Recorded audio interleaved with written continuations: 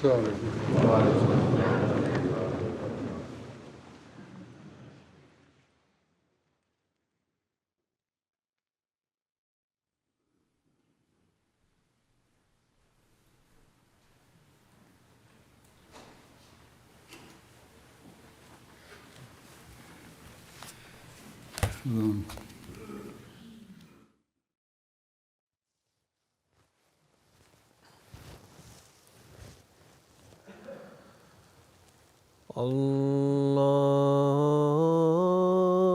الله أكبر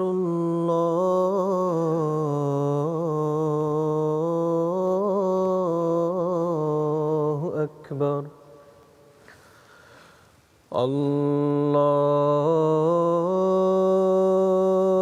الله أكبر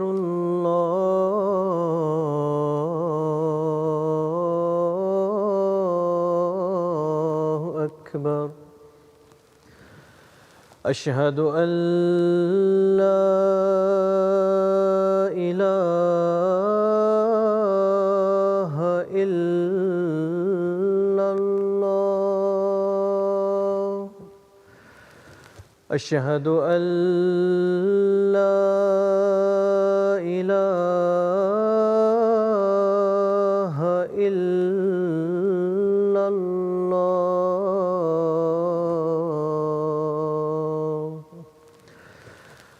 أشهد أن محمدًا رسول الله أشهد أن محمدًا رسول الله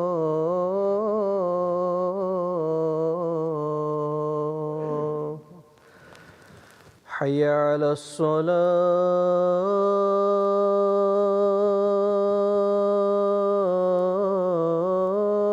الصلاة حي على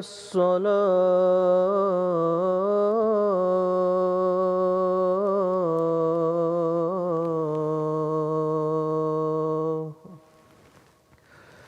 حي على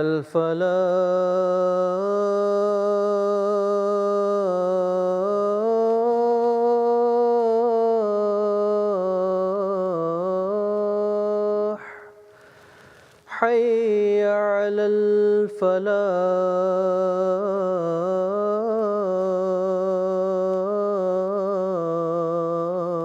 الفلاح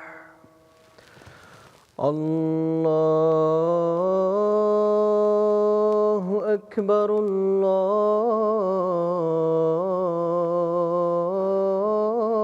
الله أكبر لا إله إلا الله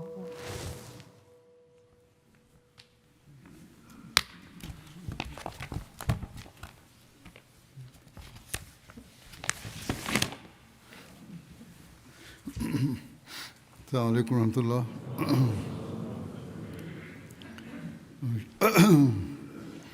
أشهد أن لا إله إلا الله وحده لا شريك له وأشهد أن محمدًا عبده ورسوله أما بعد فأعوذ بالله من الشيطان الرجيم بسم الله الرحمن الرحيم الحمد لله رب العالمين الرحمن الرحيم مالك يوم الدين إياك نعبد وإياك نستعين اهدنا الصراط المستقيم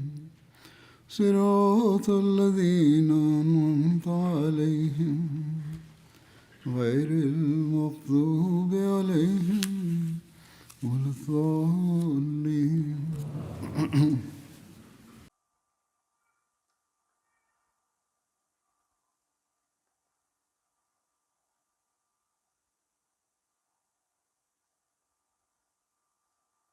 O propósito da mensagem trazida pelo santo profeta Muhammad sallallahu alaihi wasallam foi estabelecer a fé no Deus único e adorá-lo, afirmar a sua unicidade e esforçar-se por ela, bem como cumprir os direitos de seus servos.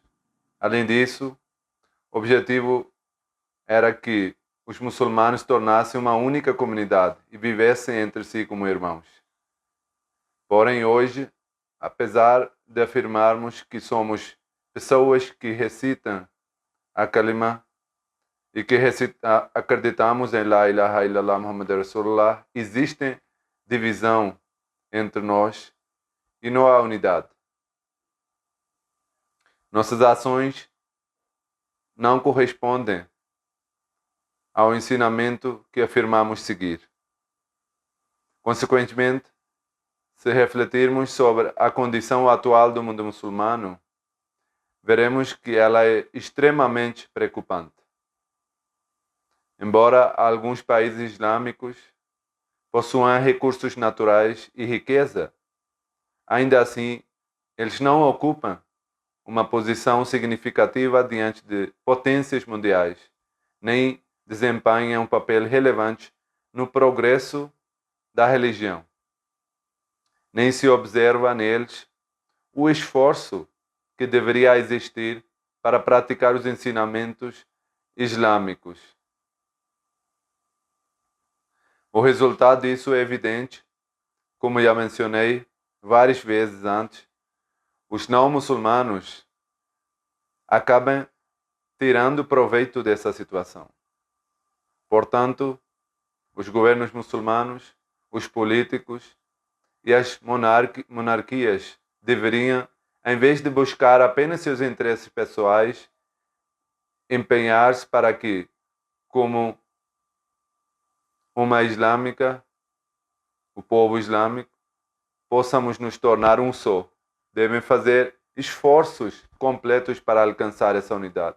Somente assim poderemos nos proteger dos ataques do mundo, preservar nossa dignidade e impedir que forças contrárias ao Islã criem mais divisões entre nós. Para isso, também devemos refletir sobre qual arranjo Deus Todo-Poderoso, o Altíssimo, estabeleceu nesta era. Qual é o plano divino que, se o aceitarmos e seguirmos, poderá nos salvar dessas dificuldades e nos transformar novamente em uma única comunidade. Esse arranjo divino é que Allah enviou o Messias prometido, alayhi salam, para que ele reúna os muçulmanos e forme novamente uma única comunidade. Portanto, também devemos refletir sobre isso. Quando pensarmos sobre isso, quando os países do mundo islâmico e os muçulmanos refletirem sobre isso, somente então poderão proteger-se das discórdias e desordens que se levantem contra eles. De qualquer forma, como Ahmad diz, nosso esforço e nossa oração são apenas estas: que Allah, o Altíssimo, una a uma muçulmana e a proteja das discórdias e das injustiças sobre as quais ela está sendo esmagada atualmente. Há muito tempo venho falado sobre a situação do mundo. Antes pensava-se que talvez apenas a Europa e outros países ocidentais seriam a causa dessas condições. De fato, eles estão contribuindo para isso, mas os próprios países islâmicos também têm se tornado parte dessa situação. Inicialmente, essas potências ocidentais fomentaram a discórdia nos países islâmicos e, gradualmente, alimentando essa desordem, passaram a espalhá-la de um país para outro.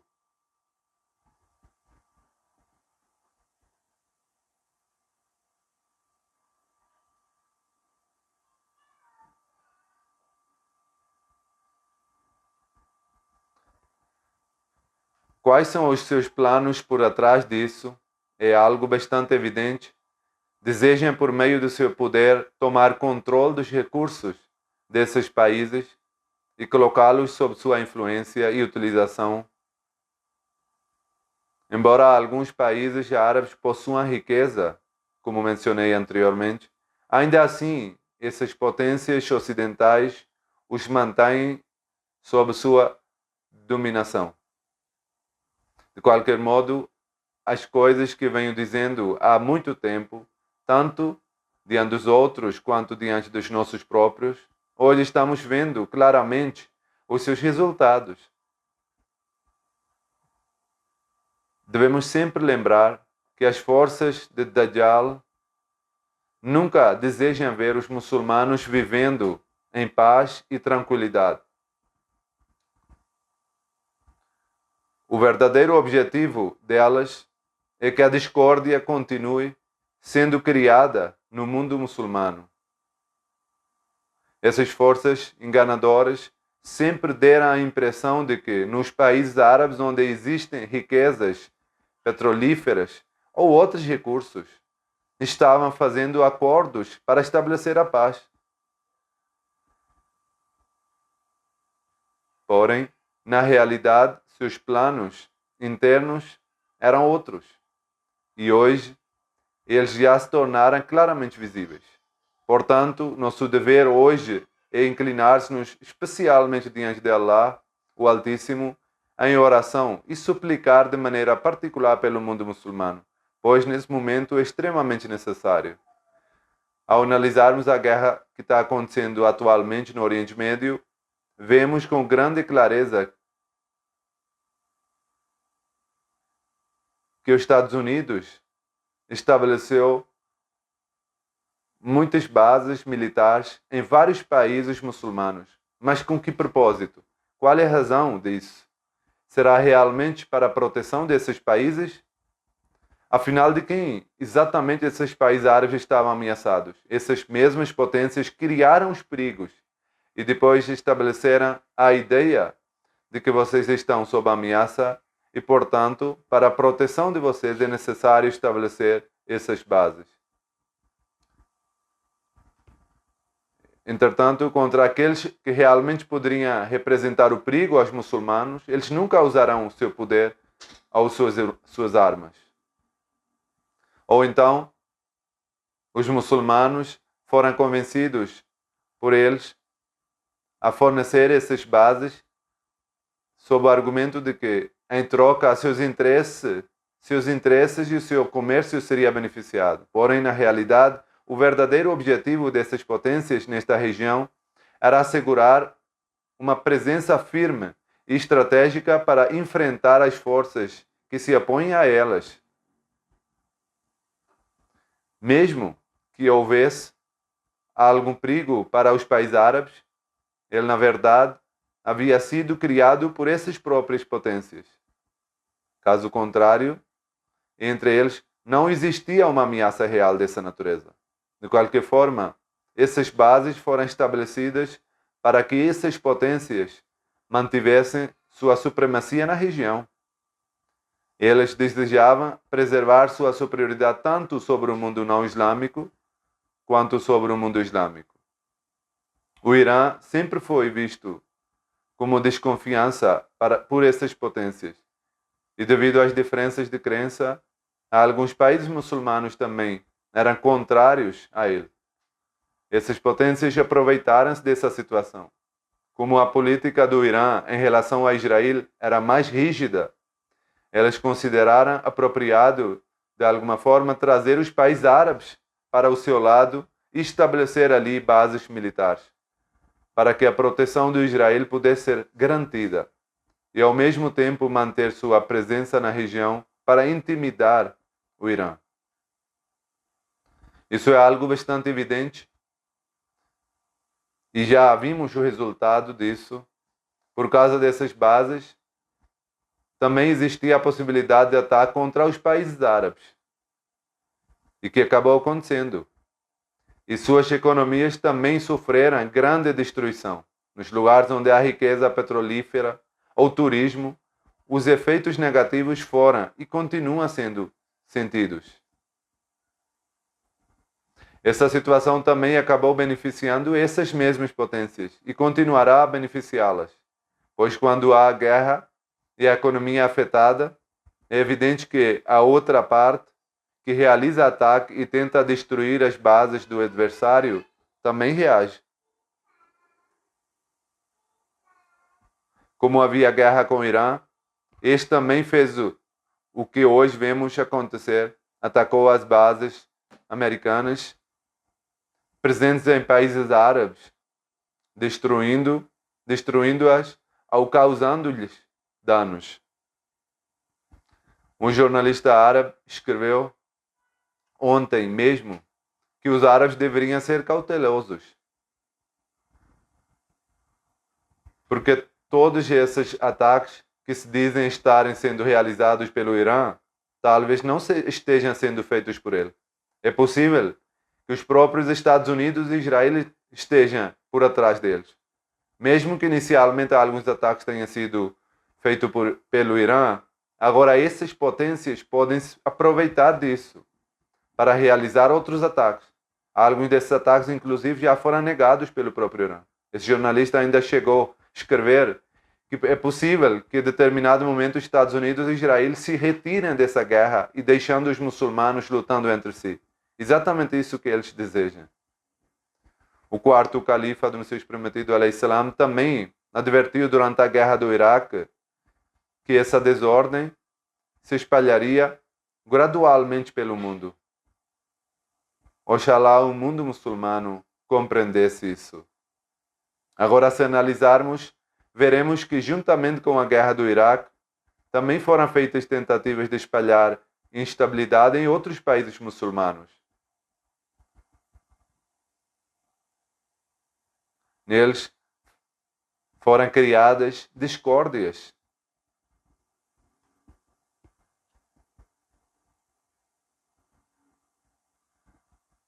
E, desde então, a instabilidade tem continuado a surgir em outros países muçulmanos. Algo que ninguém pode negar.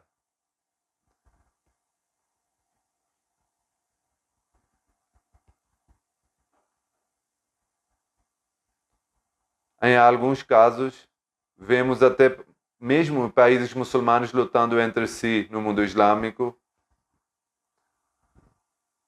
Como mencionei, essa instabilidade foi disseminada por essas mesmas potências ocidentais e aparentemente não se vê a possibilidade de que ela cesse, a não ser que haja um decreto especial de Allah, o Altíssimo. Contudo, mesmo para isso, eles terão que fazer esforços. De qualquer forma, devemos também orar para que Allah, o Altíssimo, proteja e preserve o mundo muçulmano dessa instabilidade e dessas discórdias. E o mundo muçulmano e os próprios muçulmanos devem tornar-se pacíficos e viver entre si como irmãos. Esse é o ensinamento islâmico. Não que passem a cortar as gargantas uns dos outros. Portanto, esta é a nossa tarefa. E há muito tempo que temos nos esforçado para conscientizar tanto os nossos irmãos quanto os outros, a fim de impedir a injustiça e alertá-los, pois a opressão está aumentando dia após dia. Diante disso, parece que uma guerra em grande escala poderá ocorrer. Alguns comentaristas ocidentais até afirmam que a guerra mundial já começou. Eu também digo que ela já começou. No entanto, se mesmo agora o mundo muçulmano agir com sabedoria, despertar e se unir, reunindo-se em verdadeira unidade, ainda poderá proteger-se das seduções e provações do Dajjal. Se analisarmos a situação do mundo, veremos que o perigo neste momento é muito grande como já mencionei, cada um busca seus próprios interesses. E quando o egoísmo atinge o nível mais alto, máximo, o ser humano deixa de pensar em qualquer outra coisa e passa a pensar apenas em si mesmo. Por isso devemos compreender que se queremos reduzir a desordem no mundo, isso não acontecerá apenas exigindo nossos próprios direitos. Será necessário conceder direitos aos outros. Se o mundo muçulmano compreender isso e disser aos seus simpatizantes presentes entre as potências ocidentais e as grandes potências, que para estabelecer a paz eles também terão que abrir mão de alguns dos seus privilégios, ou melhor, na realidade não se trata de abrir mão de direitos, pois eles próprios estão usurpando os direitos dos outros, será necessário dizer-lhes que também devem agir com justiça, somente assim poderemos estabelecer paz no mundo. Para isso, como já mencionei, há muito tempo venho chamado a atenção das pessoas, aqueles mesmos que antes, ao ouvir minhas palavras, diziam que eu falava de maneira muito pessimista sobre o mundo e que eu tinha uma visão negativa ao afirmar que o mundo poderia entrar em uma guerra perigosa. Hoje são os mesmos que começaram a dizer que aquilo que há alguns anos atrás consideravam impossível, agora se tornou possível. E que as guerras já começaram. Os próprios analistas deles, sentados nos Estados Unidos e na Europa, agora começaram a escrever que a guerra mundial já começou, como mencionei anteriormente, e que ela continuará a se expandir, enquanto continuarem tentando alcançar seus interesses equivocados, não haverá qualquer possibilidade de diminuir desse perigo. Quando ocorre uma guerra, os prejuízos acontecem de ambos os lados. Agora no Oriente Médio, a guerra que está acontecendo, agora se diga que foi iniciada quando os Estados Unidos atacam o Irã. Já havia sido precedida por um aviso claro do Irã. Se fôssemos atacados, então atacaríamos as bases americanas que estão nos países árabes, bases que eles estabeleceram com certos objetivos e que agora estão sendo utilizadas para alcançá-los. O Irã havia declarado isso claramente. Depois que a guerra começou, o país foi bombardeado, suas cidades foram devastadas, inocentes e crianças foram mortos, a residência do seu líder espiritual foi atacada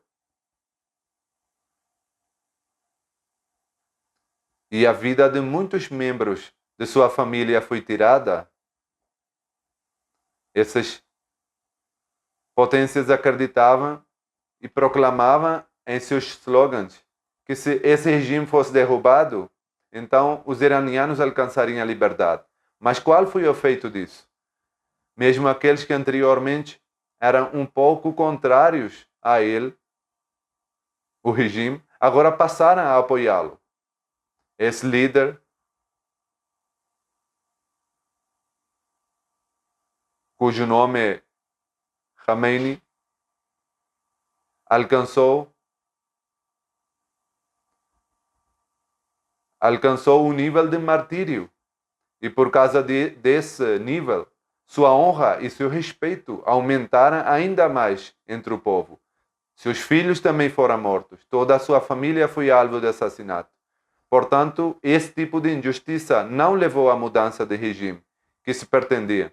Pelo contrário, fez com que sua honra e seu respeito aumentassem ainda mais.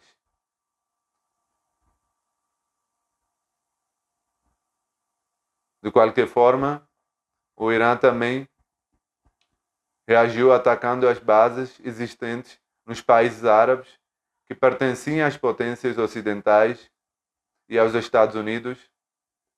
Além disso, existem alguns locais como poços de petróleo e áreas semelhantes, onde os Estados Unidos começaram a fazer ameaças, dizendo que o Irã havia atacado determinada região da Arábia Saudita e que, por isso, tomariam certas medidas. Em alguns casos, chegaram até a afirmar que tal ataque já havia ocorrido.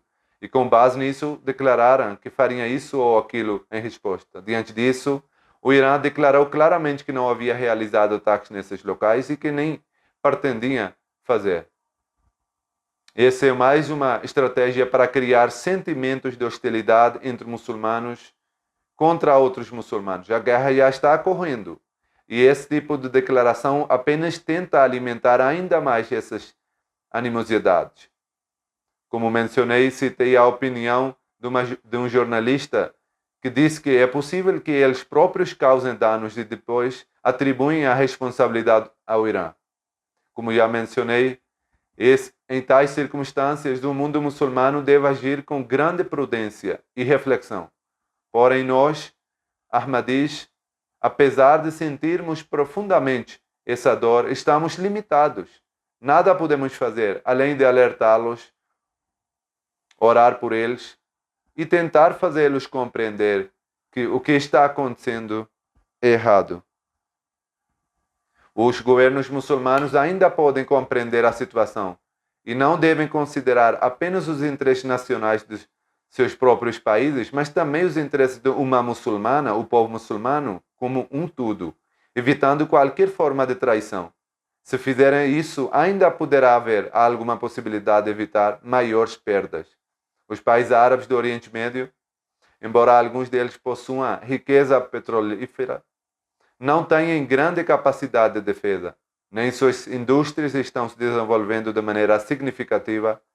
Apenas possuir riqueza do petróleo ou, em alguns lugares, promover o turismo não é suficiente para alcançar o verdadeiro progresso. Eles dependem quase completamente do mundo ocidental e das potências ocidentais. Como mencionei, foi justamente aproveitando-se dessa fraqueza que essas potências estabeleceram suas bases ali.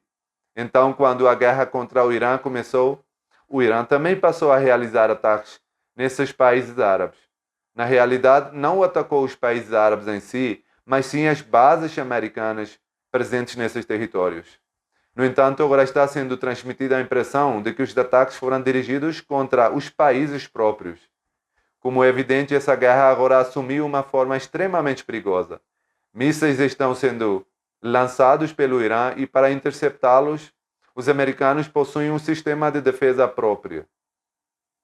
Contudo, analistas estão escrevendo que se o Irã lança um míssil que custa cerca de $50 mil e custo para destruí-lo por meio de mísseis utilizando na interceptação chega a vários milhões de dólares.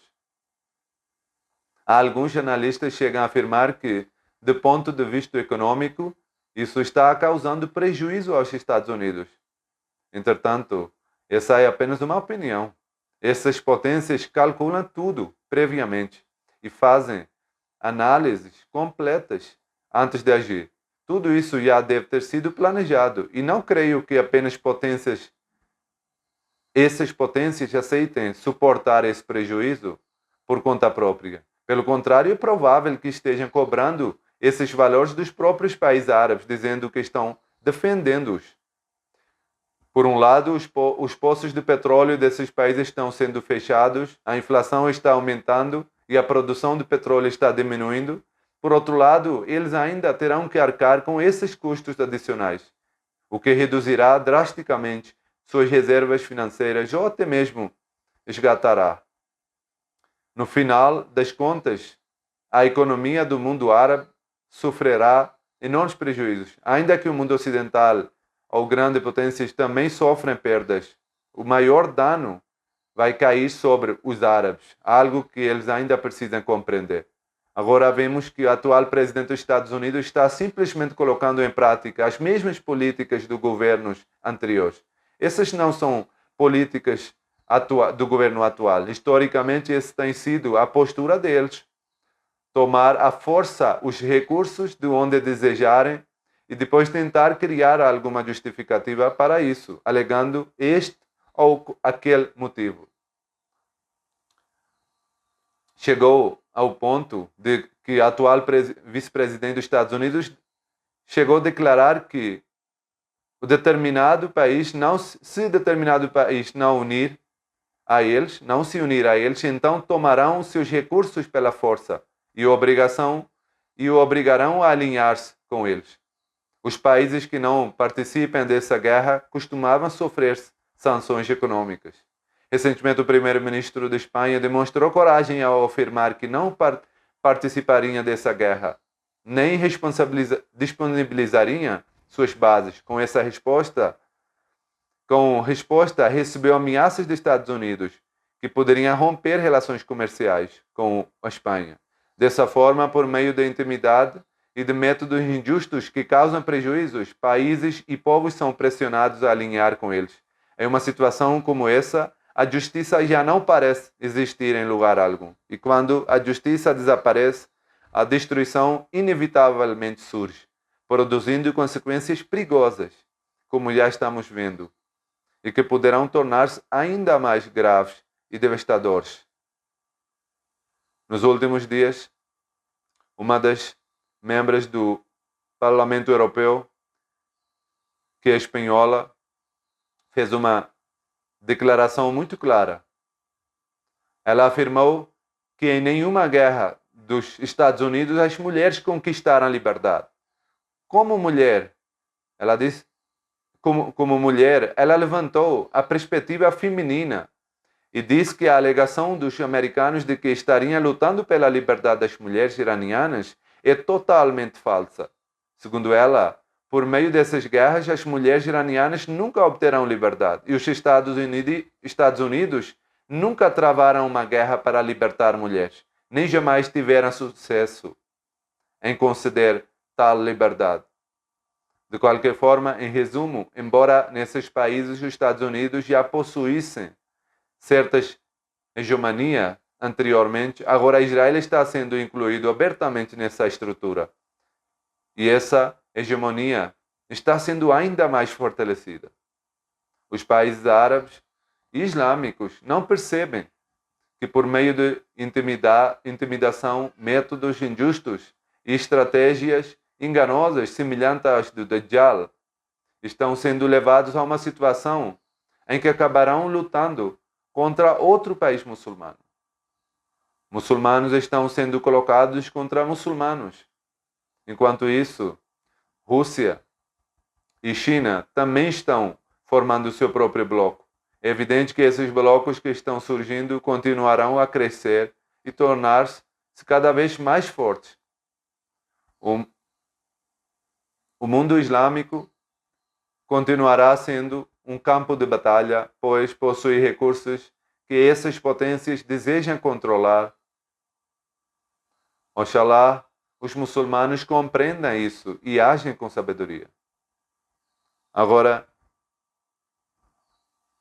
os Estados Unidos e seus aliados dizem que atacaram o Irã porque supostamente ele tinha certas intenções, que se tivesse agido de determinada maneira, poderia ter criado uma bomba atômica. Ou seja, com base apenas em uma suposição ou possibilidade hipotética, iniciaram uma guerra, afirmando que algo poderia ter acontecido. Isso é claramente uma imposição pela força. Agora, até mesmo alguns analistas ocidentais começaram a dizer que destruir o Irã ou travar guerra contra ele não é tão fácil quanto se imaginava. O Irã é um país vasto e extenso, possui certa capacidade de defesa e essa guerra pode prolongar-se por muito tempo. Embora seus efeitos prejudiquem a economia mundial como um todo, o impacto sobre o mundo muçulmano será ainda maior. Contudo, o aspecto mais triste e lamentável de tudo isso é que nessa situação são muçulmanos derramando o sangue de outros muçulmanos. Portanto, os muçulmanos deveriam temer o castigo de Allah, o Altíssimo. Centenas de crianças foram mortas, centenas de inocentes perderam a vida. Se observarmos a imprensa dos países ocidentais, alguns dos seus colonistas começaram a escrever que se em Israel ou nos Estados Unidos ou em qualquer país ocidental ocorrer um ataque contra crianças, os jornais publicam coluna após coluna, durante dias seguidos. Contudo, aqui uma escola no Irã foi bombardeada e centenas de crianças foram mortas e ninguém parece levantar a voz com a mesma intensidade. Primeiro aconteceu na Palestina e agora algo semelhante está ocorrendo no Irã. Parece que para eles a vida do muçulmano não tem valor algum. Que Allah, o Altíssimo, conceda sabedoria aos muçulmanos para que sejam com sensatez e procurem para que eles agem com sensatez e procurem resolver seus problemas dialogando. Se afirmam crer na unicidade de Deus, então deveriam unir-se para estabelecer o verdadeiro princípio de unicidade. Não há necessidade de criar disputas por meio de acusações mútuas e conflitos. Às vezes se diz que as divergências estão aumentando por causa de diferenças de crenças. Em certos casos, de fato, essas diferenças também podem causar conflito. Contudo, muitas das tensões existentes entre os muçulmanos surgem justamente por esse tipo de atitude. O próprio santo profeta Muhammad sallallahu era extremamente cauteloso e cheio de compaixão. Em algumas ocasiões, seus companheiros mencionaram diante dele que determinada pessoa era hipócrita. Mas ele respondeu, enquanto essa pessoa disser La ilaha illallah, que não há divindade além de Allah, eu não posso dizer nada contra ele. E vocês também não devem chamá-la de hipócrita. Portanto, criar disputas por motivos insignificantes acaba sendo algo que prejudica os próprios muçulmanos. Que Deus conceda compreensão ao mundo muçulmano. Mesmo agora que eles compreendem a situação e não coloquem contra Irã apenas por causa de divergência de crença. O Islã veio para estabelecer a unicidade de Deus. Os muçulmanos não devem considerar as grandes potências como se fossem seu Deus, pois o único poder eterno pertence a Allah. Se passarem a considerar essas grandes potências como tudo, então eles acabarão, uma a uma, tomando controle de todo o mundo islâmico e até mesmo os governos que hoje existem deixarão de existir. Portanto, ainda há tempo, é necessário despertar. Devem-se voltar para Deus. Esses interesses mundanos já destruíram a paz e a tranquilidade do mundo. E paz do mundo muçulmano. Deus disse no Sagrado Alcorão: وَإِنْ طَائِفَتَانِ مِنَ الْمُؤْمِنِينَ اقْتَتَلُوا فَأَصْلِحُوا بَيْنَهُمَا فَإِنْ بَغَتْ إِحْدَاهُمَا عَلَى الْأُخْرَى فَقَاتِلُوا الَّتِي تَبْغِي حَتَّى تَفِيَ إِلَى أَمْرِ اللَّهِ فإن فات فأصلحوا بينهما بالعدل وأقسطوا إن الله يحب المقسطين. E se dois grupos dos crentes entrarem em combate entre si, reconciliai-os. Mas se um deles cometer injustiça contra o outro após a reconciliação, combatei aquele que cometa a injustiça até que retorne à ordem de Allah. Então, se ele retornar à ordem de Allah, reconciliai-os com justiça e sede equitativos. Certamente, Allah ama os que são justos. Portanto, este é o quadro e este é o princípio que, embora seja extremamente necessário para a paz do mundo, devem ser seguidos de forma especial pelos muçulmanos, pois Allah, o Altíssimo, deu essa orientação clara no Sagrado Alcorão. Assim, devem cumprir as exigências da justiça e da equidade, e a Liga dos Países Muçulmanos também deve desempenhar o seu papel nesse sentido. Também deve ficar claro que, ao promover reconciliação, não se deve colocar interesses pessoais no primeiro lugar. Ao contrário, é preciso analisar a verdadeira causa do problema. E as causas são justamente aqueles que estão claramente diante de nós. As forças semelhantes aos de Dajjal desejam provocar conflitos entre nós. As instituições internacionais, como as Nações Unidas, a ONU, que foram estabelecidas para promover paz, também não desempenham um papel positivo. Na verdade, hoje muitas pessoas já começaram a criticar a sua atuação. Portanto, somente se nós elevarmos acima dos interesses pessoais, só assim nós podemos alcançar algum objetivo. Assim, é necessário que todos os países muçulmanos reúnam, dialogando, busquem uma solução conjunta. O Sagrado Alcorão diz ainda no próximo versículo: "Innamal mu'minuna ikhwatun faslihu bayna akhawaykum wattaqullaha la'allakum turhamun." Certamente os crentes são irmãos. Portanto, reconciliai os vossos dois irmãos e temei Allah para que vos seja concedida misericórdia. Mesmo que surjam divergências entre muçulmanos, como entre Irã e alguns países árabes, ou entre outros países muçulmanos, eles devem lembrar que seu verdadeiro vínculo é o de fraternidade islâmica.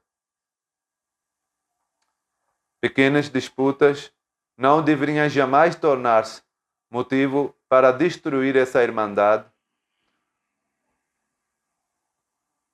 Os países muçulmanos especialmente precisam prestar atenção a esse princípio. Caso contrário, como mencionei, as forças contrárias ao Islã tirarão proveito dessa situação. Portanto, os países árabes e também o governo do Irã devem buscar um caminho de reconciliação. A China e alguns outros países, incluindo o Paquistão, e ofereceram seus esforços para mediar a paz. Oxalá o mundo muçulmano compreenda isso, que Allah conceda a sabedoria. De qualquer forma, nosso dever é especialmente orar pelo mundo muçulmano e pelos inocentes. Nesse mês do Ramadã, em particular, não devemos concentrar nossas orações apenas para nossos pedidos pessoais, mas também pela umma muçulmana. Que Allah conceda entendimento para que a paz possa ser estabelecida no mundo e especialmente no mundo islâmico.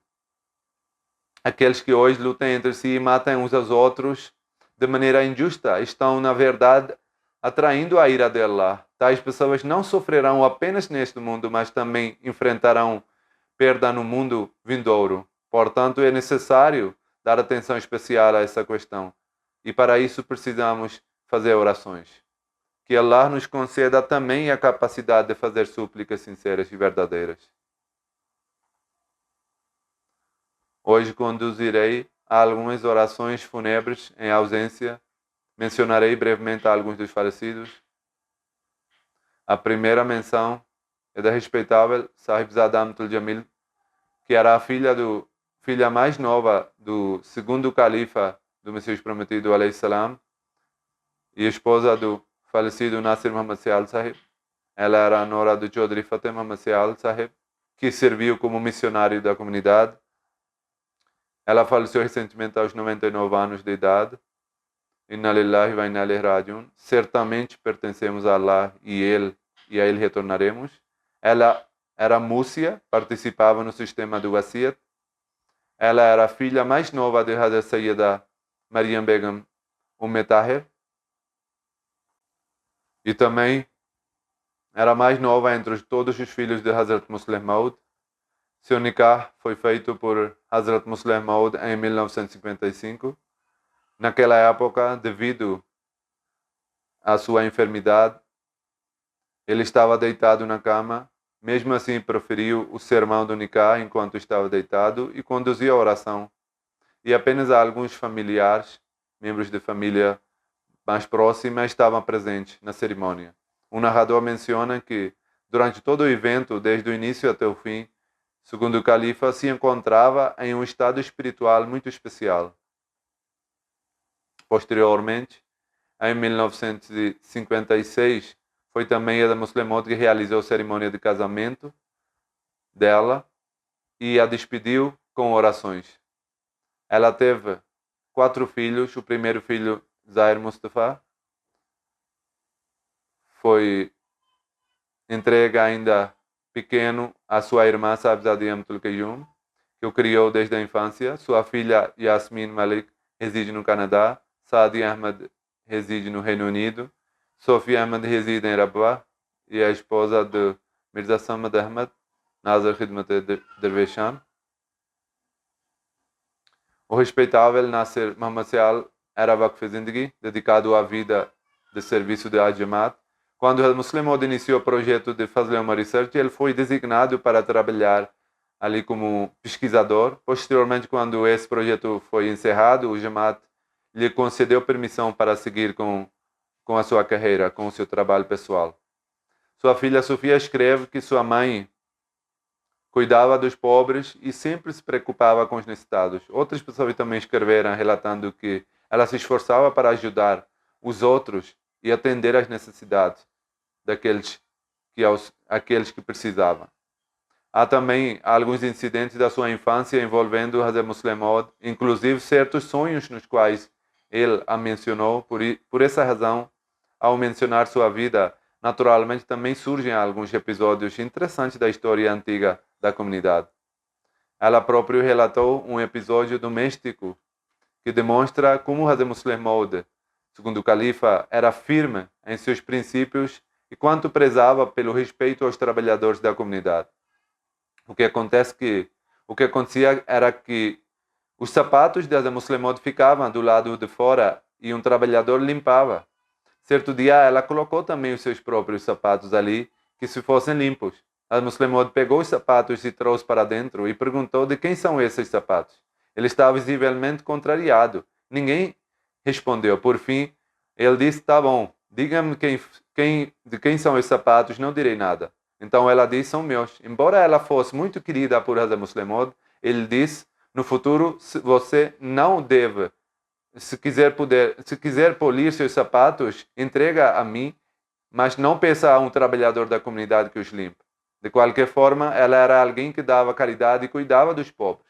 Ela própria dizia que quando encontrou entre seus cadernos alguns de seus antigos registros, havia muitos gastos claramente anotados referente à ajuda preste aos necessitados que ela concedia regularmente.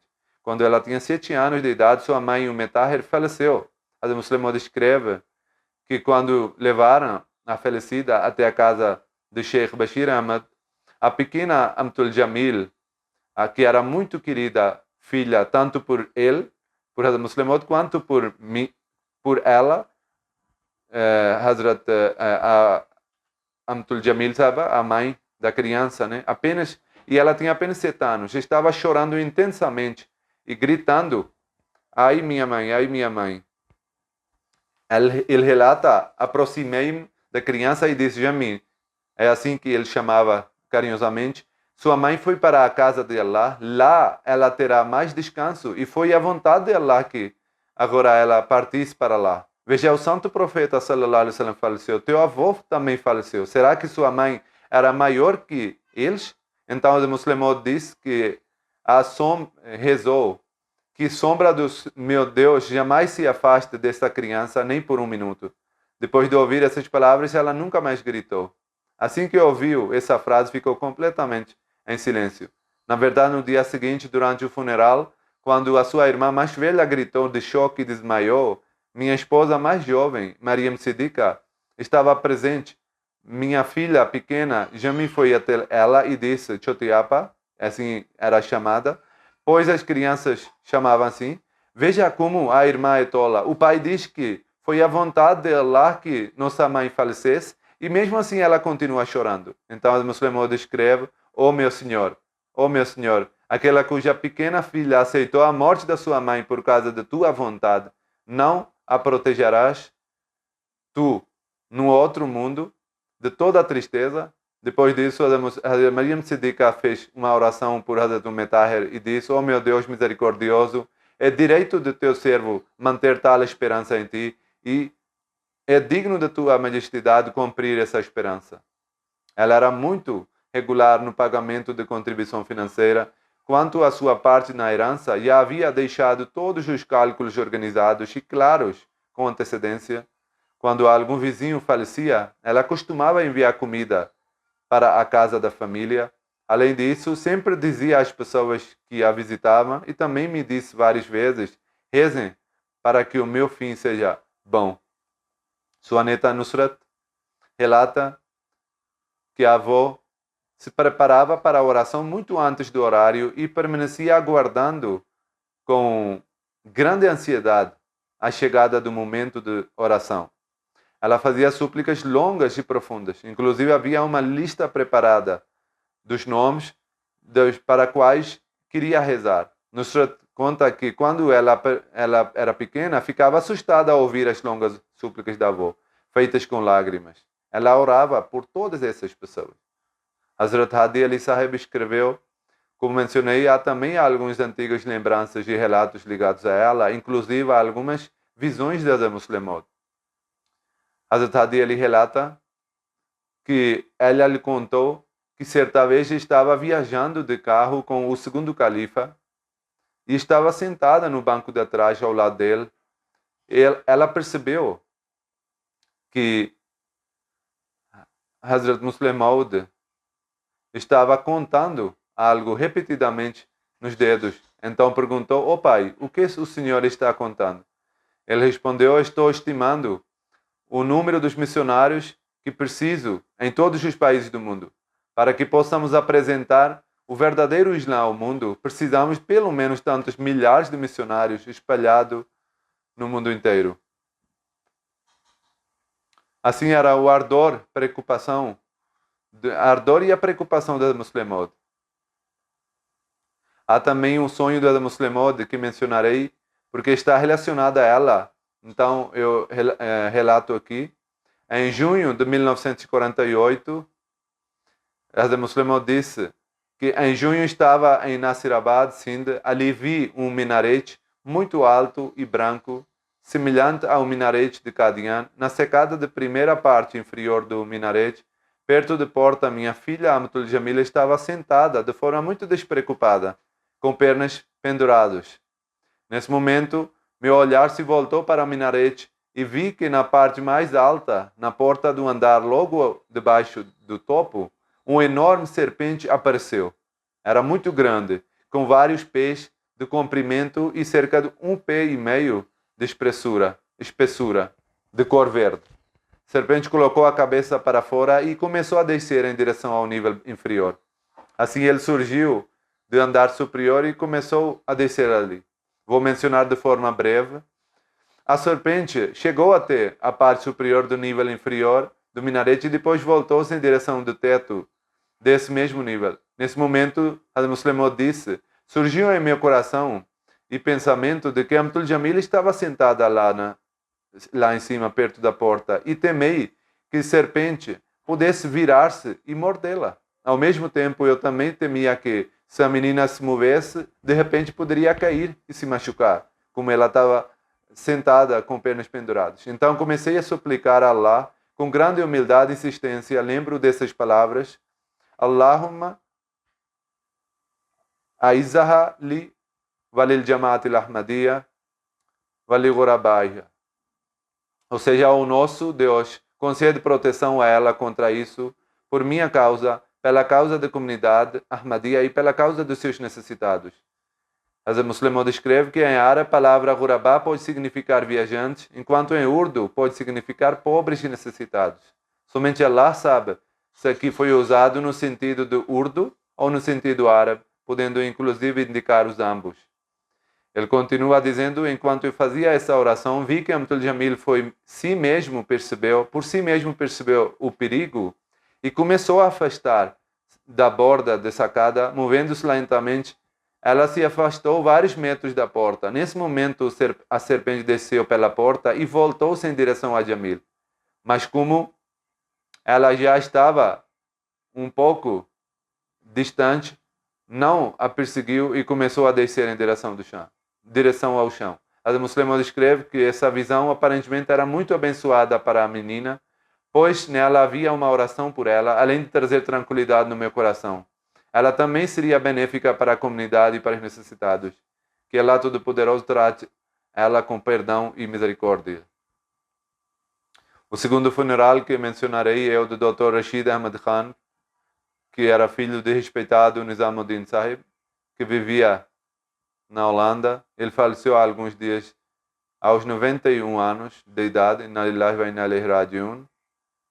Ele era músico e deixou 4 filhos e 4 filhas. O pai do Dr. Rashid Sahib, Nizamuddin Sahib, era irmão mais novo do falecido Dr. Fateuddin Sahib, que foi antigo Amir da província Zarat do Paquistão. Foi através dele que Ahmadiyya chegou na família dele. Em 1905, como se prometido, preferiu um discurso em Ludhiana. Naquela época, Fateuddin Sahib ainda era estudante na escola. Os professores haviam advertido severamente os alunos para que nunca fossem ouvir o discurso, dizendo que ele é um mágico e era enfeitiçá-los. Essa é, afinal, a mesma acusação que sempre foi feita contra os profetas. Também contra os seus prometidos, os clérigos faziam essa acusação. Mesmo assim, Fateuddin Sahib foi a ouvir o discurso do Messias prometido. Ao ver o seu rosto, ainda naquela idade pequena, sentiu no seu coração a convicção de que ele era um verdadeiro. Posteriormente, após concluir os seus estudos em 1914, no tempo do primeiro califa, ele foi e fez o Beit. O falecido Dr. Rashid Sahib possuía uma natureza muito virtuosa. Era uma pessoa de temperamento puro, sociável, temente a Deus e muito dedicado a seus familiares. Frequentemente suportava dificuldades para ajudar os outros, muito corajoso e era devotado ao Khilafat e sempre pronto para qualquer sacrifício. Costumava sustentar os pobres e ajudar os necessitados. Quando alguns novos convertidos eram injustamente acusados pelos opositores e enfrentavam processos judiciais falsos, ele também ia prestar fiança por eles. Participou no Furqan Force. Ele teve a oportunidade de que, juntamente com o seu sogro Abbas Khan e seu irmão Manzoor Sahib, foi enviado pelo segundo califa a várias regiões de província de Sarhad sob o esquema de Waqf Jadid. A responsabilidade que lhes foi confiada era estabelecer o contato com antigas famílias Ahmadis e realizar o trabalho de tabligh, pregação. Assim, eles cumpriram essa missão de forma muito bela e eficaz. Ele tinha uma grande paixão pela tabligh. Um amigo, Daulat Khan Sahib, fez a Beit através da sua pregação. Por causa disso, um processo foi aberto contra ele e também contra o próprio Dr. Rashid Sahib. E ambos chegaram a ser presos. Quando surgiu a necessidade de fiança, ninguém estava disposto a se apresentar para garanti-la. As garantias não estavam sendo aceitas. Então Rashid Sahib mesmo foi até lá, levando o seu gênero com ele. Naquele local havia uma multidão de cerca de 5.000 pessoas, liderados por clérigos, e eles começaram a apedrejá-los. Uma pedra atingiu a cabeça do seu gênero, que caiu no chão. Então passaram a espancá-lo até que ali mesmo o seu gênero foi martirizado. A polícia, demonstrando a mentalidade daqueles, começou a chutar o corpo do mártir, dizendo que nós também estamos obtendo a recompensa religiosa. De qualquer forma, Rashid Sahib também foi espancado brutalmente. Praticamente todos os ossos do seu corpo foram quebrados. Sofreu inúmeros ferimentos. Mais tarde, eu mesmo vi as marcas dessas lesões. Havia cicatrizes no rosto. Seus braços também ficaram desformados por causa das fraturas. Contudo, Allah Todo-Poderoso o protegeu. Após espancá-lo severamente, eles o abandonaram, pensando que ele também estava morto. Mais tarde, quando a polícia estava levando o que pensavam ser um cadáver, ao se aproximarem do hospital, ele disse: "Eu estou vivo, levem-me para tal lugar." Os médicos ficaram admirados ao examiná-lo, perguntando-se como ele ainda estava vivo. Mas Allah Todo-Poderoso quis preservá-lo. Depois disso, apesar de todos os ferimentos, ele viveu por mais de 30 anos e manteve ativo. Ele pediu à polícia que me levassem até Peshawar. Embora a polícia local fosse hostil e fosse difícil levá-lo até lá, às vezes alguns se dispõem a ajudar quando recebem o dinheiro. Assim, ele disse: "Tomem o que quiserem de mim, qualquer valor, mas levem-me até lá." Então o oficial acabou concordando e o levou até Peshawar. Posteriormente ele foi até Rabba, onde recebeu tratamento médico e, graças a Deus, recebeu uma nova vida. A situação havia chegado ao ponto de que estavam levando o corpo para necrotério, mas Allah manteve vivo por mais de 30 anos e de forma muito ativa. Também morou na Holanda, onde continuou a servir a comunidade. Em 1974, os opositores novamente apontaram uma pistola para ele. Naquela ocasião, quando alguns clérigos lhe disseram: "Recita o kalima, a declaração de fé islâmica, e torne-se muçulmano." Ele respondeu com grande coragem: "La ilaha illallah Muhammadur Rasulullah." Eu já recito isso. Essa já é minha fé. Como poderia então tornar-me muçulmano novamente? Eles então disseram: injuria o Mirza Sahib, fundador da comunidade. Ele respondeu: "Eu não insultarei. Isso não é Islã." E acrescentou: "Eu sou alguém que recito Durud e segue os ensinamentos do Santo Profeta. Não posso cometer esse tipo de ato." Ele relata que contei o episódio de um companheiro do Santo Profeta para eles.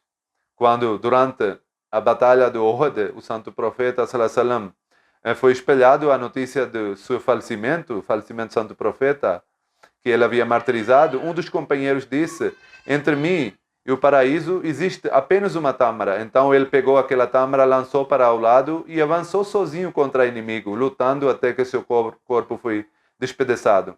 Ele conta que narrou esse episódio para eles e disse: entre mim e vocês nem sequer uma tâmara está de barreira, nem mesmo o ar, pois vocês já apontaram a arma para o meu peito. Podem apertar o gatilho e me tornar mártir, mas eu jamais direi aquilo que vocês exigem, que insultaram o seu prometido. Assim, ele demonstrou grande coragem. Que Allah Altíssimo cubra seu perdão e misericórdia ao Senhor Doutor e eleve seus graus espirituais. Amém. O terceiro falecimento que menciono é da respeitada Zainab Bibi. Ela era a esposa do falecido Bashir Ahmad, que foi antigo presidente da Jamaat e imam da mesquita de Chak 275, Kartarpur. Ele também faleceu recentemente, aos 85 anos. Inna lillahi wa inna ilaihi rajiun. Pela graça de Allah, ela era múcia, que faz parte do esquema do Wasiat. Seu pai, Ali Muhammad, servia como cuidador da mesquita Darul Zikr, em Faisalabad. Ela era uma mulher muito dedicada às orações, observava a oração de Tahajjud, oração de aurora, era assídua nas 5 orações diárias, recitava o Sagrado Alcorão todos os dias, era hospitaleira e possuía profunda devoção ao sistema do califa, aos califas. Era uma mulher de natureza virtuosa e também ajudava pessoas necessitadas, ouvia sermão de sexta-feira regularmente e chamava os membros da família para ouvir. Entre os sobreviventes estão 3 filhos e 4 filhas. Vários dos seus netos são Waqf Zindagi, dedicados ao serviço de fé. Uma das suas filhas, Amtur Rashid, que é a esposa de Tahir Ahmad Saifi, que é um missionário da comunidade Ahmadiyya e serve em Lusaka, na Zâmbia. Ela se encontrava lá quando sua mãe faleceu e por isso não pôde comparecer ao funeral nem ver o corpo da sua mãe. Que Allah o Altíssimo conceda paciência e firmeza a ela também e que trate a falecida com seu perdão e misericórdia. Amém.